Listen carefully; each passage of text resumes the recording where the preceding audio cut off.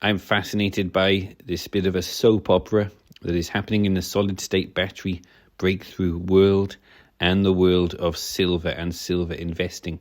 The situation is that some people are claiming that Samsung's breakthrough with solid-state batteries, which is a game changer, it will change the world, but they need 1 kilo of silver per car, basically, or about half a kilo for a bike, and they need a lot of silver for this breakthrough. And some people are saying, no, we can achieve that same technology without using so much silver. And others have called them a liar. And I am calling them a liar. If you think you can do what Samsung has done, using that much silver without using that much silver, I'd say that is a lie. And I can prove it, actually. And my brother-in-law, who's worked in this industry for 10 years, can prove it. And I think us silver investors will be proved correct. But let's look at the other side of the story. Listen to this guy for a second. Silver has had a very good year. I think my point that David is making isn't that he was foolish to invest in silver, but that you can be right for the wrong reasons. That basically what he's saying about the technology of batteries is just wrong, because only one manufacturer proposed a battery design that required quite a lot of silver, and that is not a battery design that other manufacturers are investing in. But if you wanted to...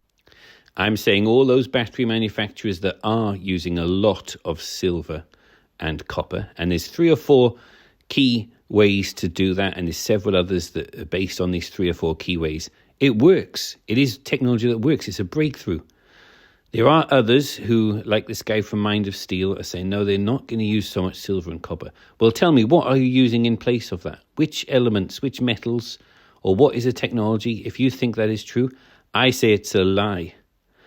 I was one of the first to call out donor laboratories liars. They say they've achieved solid-state battery with the same performance as the silver ones, and they said without using these geopolitically sensitive materials, and they're doing it in a green way. They are lying. Their booth at the CES 2026, I'm accusing them publicly of lying. If they say they can achieve this without using the same amount of silver and copper as all the big manufacturers.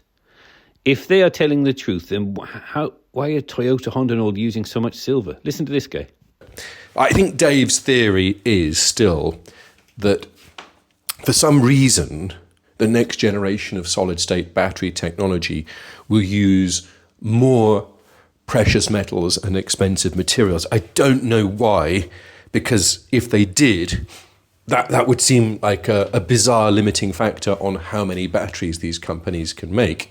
And all the news that I've read seems to be that companies are trying to find cheaper, more abundant materials to make their batteries from.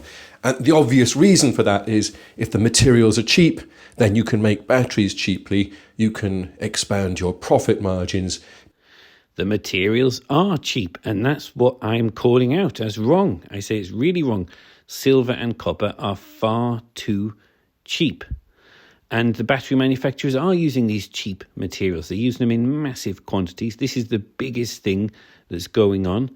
This flying car you're looking at on the screen now is made by Richter, and my brother-in-law, my wife's sister's husband, has been working in the industry for 10 years.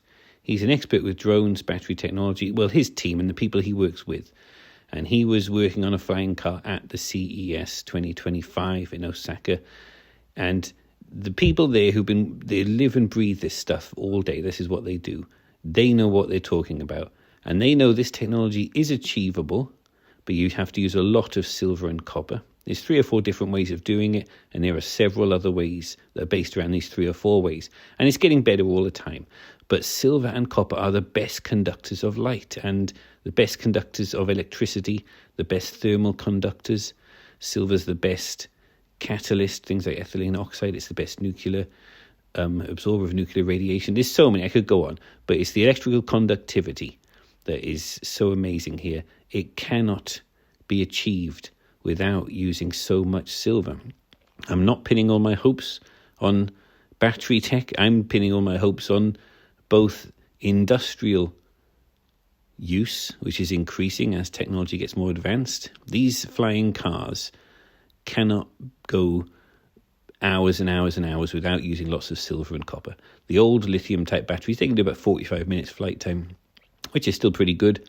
But with the solid state tech, they can fly for several hours on one charge. It is amazing. It cannot be done without silver. Donut Labs is lying. Their technology is a lie. I'm calling out publicly, they are lying. Do not believe. Be very careful what you believe. But the investment demand and industrial demand of silver is increasing. If you listen to people like the Mind of Steel guy, he says, no, don't buy silver. If you listen to me, buy silver. In the future, you're going to be able to borrow against your silver, because those of us who are buying silver now, we're diamond hands, we will never sell, but we will borrow against our silver. It's starting in certain places around the world. It's going to get better. They'll be desperate to borrow your silver, to lease your silver off you. You can buy investment-producing properties.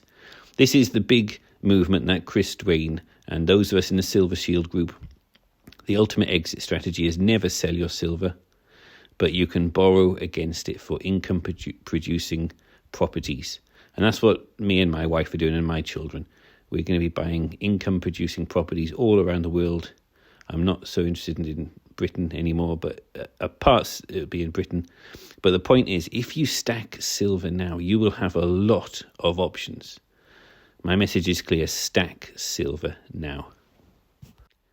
Be very careful what you believe.